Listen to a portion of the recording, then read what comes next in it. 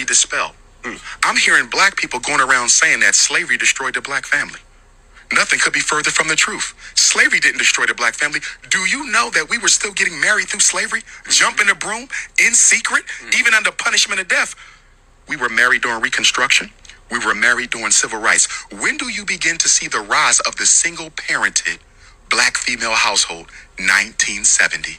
After they killed Dr. King, the United States government said we must neutralize the black power base. And they determined that the black power base was the black family. It was independent black skilled men and women who financed King, financed Mr. Garvey, financed Mr. Muhammad, financed SNCC and CORE, the Freedom Riders and the sit-in movement. So they said, if we want to crush the black struggle, we got to crush the black family. So guess what they did in 1970? King dies in 68. In 1970, they came into the black communities and de-industrialized our city centers.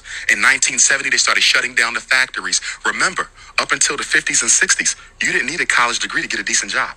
Many of us got grandparents who worked in factories their whole life and lived better lives than we're living now with 2 and 3 degrees. They could work in their same neighborhood, and everybody worked for the factory. Good retirement, pension, benefits, medical. They started shutting down the factories in 1970, and then they went into the high schools and did what? Started deindustrializing the inner city high schools. Up until 1970, you could graduate from almost any school in New York, certified as a plumber, certified as an electrician, certified as a carpenter, auto body, brick mason, a welder. They took all those programs out. These are the skills that pays the bills, gentlemen. As long as you have a skill, you can always feed your family. But if all you got is college degrees, you might end up in the unemployment line. Why? Because the skills that we learn in college are not necessarily marketable to other black people. I'm a psychologist.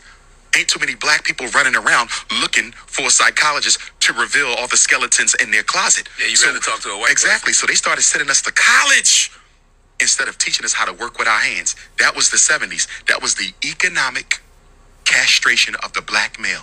Now let's go to 1980. The CIA comes in, cocaine import agency. They drop off crack. So now the unemployed black man, who has always been a breadwinner, Envy, even in slavery, we were always the breadwinner up until 1970. Now the crack comes. You got a decision. I can sell this crack and try to put some food on the table, or I can smoke it to deal with the fact that I'm no longer economically relevant to the black woman. And let's be clear, the decade of the 70s was the decade of making the black man economically irrelevant to the black woman. We're the only man in America who is out-earned and out-educated by our mates. No other woman in America out-earns and out-educates their mates. And this is not the black woman's problem. I want to be clear. This was systematically done to make us irrelevant to our family.